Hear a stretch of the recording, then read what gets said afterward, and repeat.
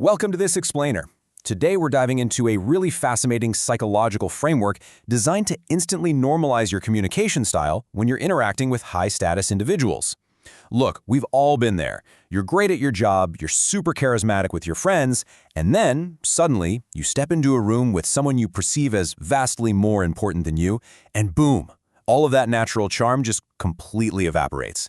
Today, we're going to unpack exactly why that happens, and more importantly, how to fix it using a surprisingly simple mental trick. So, let's start with a universal pain point that I think every single one of us can relate to. Why is it that interacting with wealthy clients, higher-ups, or even just intimidating well-dressed strangers suddenly turns us into stiff, awkward corporate robots? I mean, you know the exact feeling. You want to sound smart, capable, and confident, right? But instead, you hear yourself using these bizarre, overly formal words that you would absolutely never use in real life. You essentially lose your personality. So what's actually going on in our brains when this happens? Section 1. The authority freeze. Now, the absolute key word to focus on here is literal. This isn't just some metaphor, and it is definitely not a personal failing on your part. Your brain, which is running on some seriously ancient evolutionary hardware, literally perceives these high-status individuals as a physical survival threat. Your amygdala fires up, triggering a very real form of social anxiety. Your body just decides that to survive this encounter, you need to submit, defer, and protect yourself. And this biological response, it forces you into a state of hyperformality and defensiveness. You're freezing up because your brain genuinely thinks you're in danger. And what's the result of that? Well, the conversation basically devolves into a stiff, awkward interrogation. When the authority freeze hits, you start using that hyperformal language we talked about. Your physical posture gets super defensive. Maybe you cross your arms or instinctively shrink your shoulders down. You start giving these tongue-tied, hesitant responses. The whole dynamic ends up feeling way less like two professionals having a collaborative discussion and way more like you're being interrogated under a harsh spotlight. This is a real problem because it totally masks your true competence and makes genuine human connection virtually impossible. Section 2. The Status Equalizer. But here is the ultimate workaround. It's an entirely internal mental trick called the old friend frame. The concept is this: right before you speak to that intimidating boss or client, you consciously, intentionally frame them in your mind as an old childhood classmate. Just imagine they're a close friend you haven't seen in, say, 5 years. By simply pretending this imposing person is an old friend, you effectively trick your brain out of its biological threat response. You're basically whispering to your nervous system, hey, we're safe, relax, this is just an old buddy. And this psychological trick is a total game changer. Why? Because shifting your mindset instantly alters your physical presence. Think about it. When you imagine an old friend, you naturally drop all that stiff jargon. Your vocal tone warms up, it drops in pitch a bit, your physical posture just naturally relaxes, maybe you lean in slightly or uncross those arms. Your word choice changes completely organically without you even having to overthink it. It puts you right back on equal footing, promoting this warmth and casual confidence that makes you appear way more competent and honestly, just deeply authentic. Section 3. The playground logic. To make this abstract concept really stick, let's look at it through the lens of playground logic. Picture a playground. If a kid wearing a fancy, intimidating gold crown walks up, your first instinct is to freeze. You might feel scared to share your toys. You feel completely subordinate.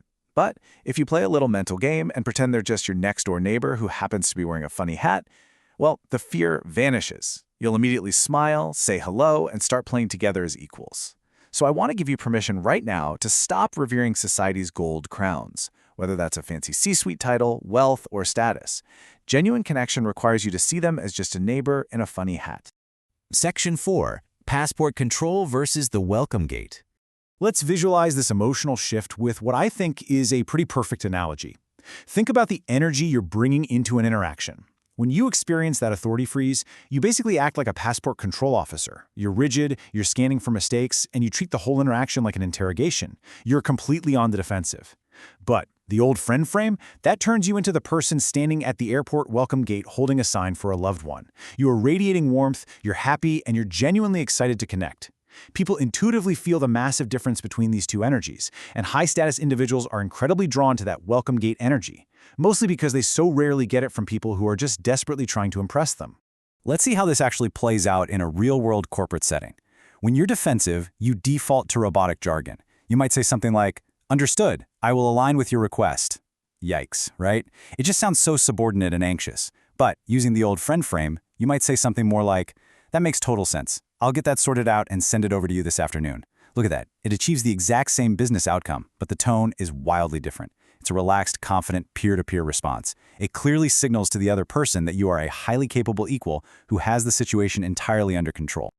And the exact same logic applies to networking with strangers. When you're faced with an intimidating stranger at a networking event, the authority freeze makes us stand stiffly, stare down at our phones, and desperately avoid eye contact. We've all done it.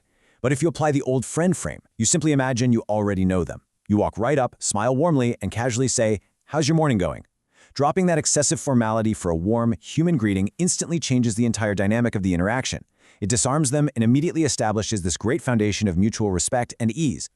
Section 5. 3 ways to start today.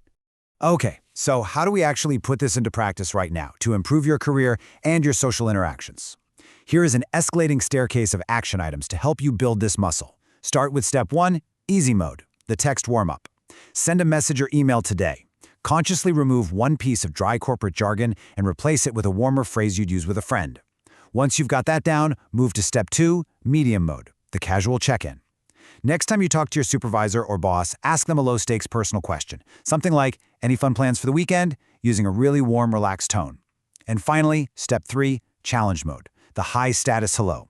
At your very next event, find an intimidating stranger, maybe a really well-dressed executive, and strike up a low-stakes conversation by adopting that old friend frame from the literal first second you make eye contact.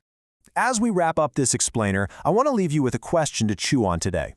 Pull up your schedule right now. Identify that imposing figure, that gold crown in your life.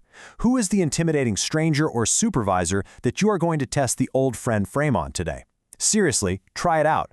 Drop the passport officer routine, become the welcome gate, and see exactly what happens when you treat them just like an old friend. I guarantee the results will completely transform the way you communicate. Thanks so much for joining me, and I can't wait to explore our next topic together.